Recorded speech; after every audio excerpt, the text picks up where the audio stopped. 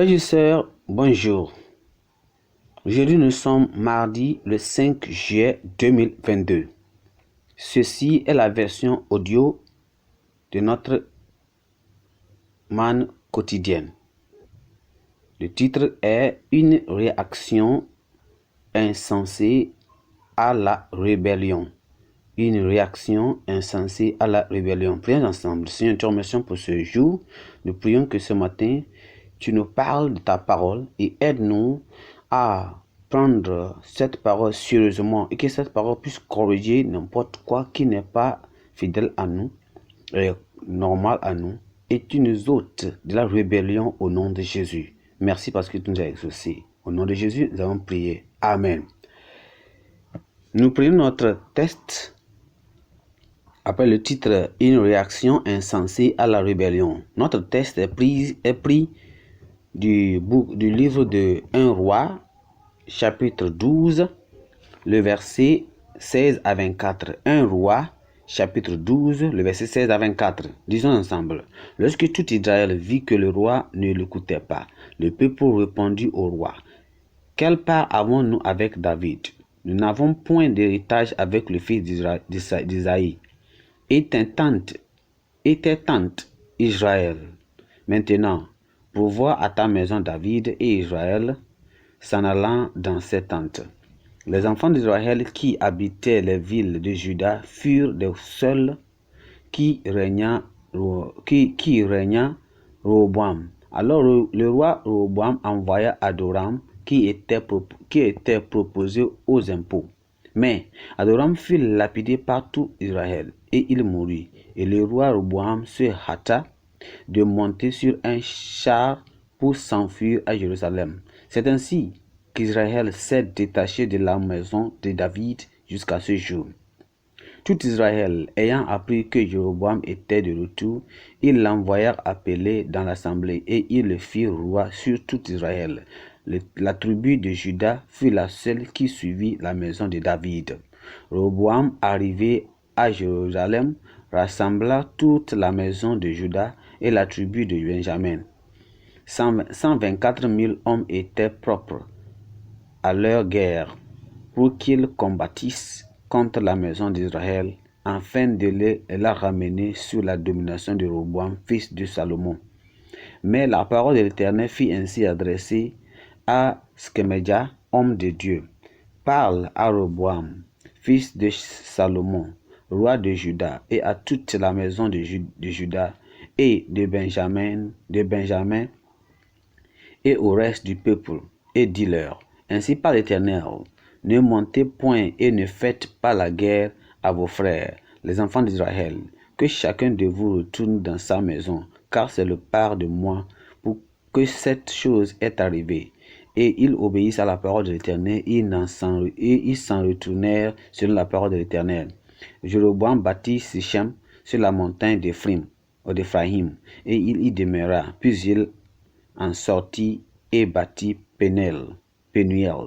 Jéroboam dit en son cœur, le royaume pourrait bien maintenant retourner à la maison de David. Gloire à Dieu. Notre verset à mémoriser est pris dans le verset 16 du chapitre 12. Lorsque tout Israël vit que le roi ne l'écoutait pas, le peuple répondit au roi, quelle part avons-nous avec David? Nous n'avons point d'héritage avec le fils d'Isaïe et tes tantes Israël. Maintenant, pourvois à ta maison David et Israël s'en allant dans sa tente. Gloire à Dieu. Allons dans le message. L'on raconte l'histoire d'un empereur dans le royaume duquel il avait de la rébellion. Certains de ses sujets s'étaient révoltés. L'empereur imagine une scène pour régler le problème de soulèvement et dit à ses nobles, « Suivez-moi et vous me verrez détruire ces rebelles. » Mais quand ils arrivaient à la province en question, il démontra de la gentillesse à ceux qui étaient révoltés et il les traita avec douceur et affection. Le résultat fut le suivant. Ces rebelles déposèrent leurs armes et devinrent ses sujets. les plus loyaux. Ces nobles qui lui suivaient lui rappelèrent ses propos. Suivez-moi et vous me verrez détruire ces rebelles. Il répondit, j'ai détruit mes ennemis et j'ai fait d'eux mes amis. Le passage du jour révèle la réponse imprudente de Roboam à ses sujets qui lui demandaient d'alléger le joug que son père les avait imposé. Les 12 tribus d'Israël vinrent à lui pour lui demander d'alléger leur joug, mais il répondit qu'il le rendrait plutôt plus lourd. La réaction du peuple fut rapide. Ils lapidèrent à mort Adoram, le collecteur d'impôts. Ceci entraîna la division d'Israël et une inimitié que l'on aurait pu éviter dans le royaume. Roboam réunit une armée de 80 000 soldats pour combattre contre la maison d'Israël. N'eût été une intervention divine à travers la personne de Smaïja, sa réaction aurait conduit à une guerre entre Israël et Juda. Certaines nations entrent en guerre de nos jours à cause du manque de sagesse dans certaines réactions face aux problèmes de la vie. Les économies et les amitiés se font juste parce que l'on a failli dans la gestion d'une rébellion, qu'elle soit réelle ou perçue. Plusieurs foyers ont été brisés parce que les membres de la famille n'ont pas su réagir avec sagesse à la rébellion perçue dans la vie des autres, c'est-à-dire des membres de la famille. Les croyants qui occupent des places de responsabilité devraient toujours, dans les affaires de la vie, refléter la sagesse divine devant les caractériser tous les citoyens du ciel. Les nations, les organisations, les foyers et même les églises seront meilleurs si ceux qui occupent les positions de leadership appliquaient la sagesse divine dans la gestion des conflits. Pensée du jour. Un caractère pieux construit un foyer pieux. Un caractère pieux construit un foyer pieux.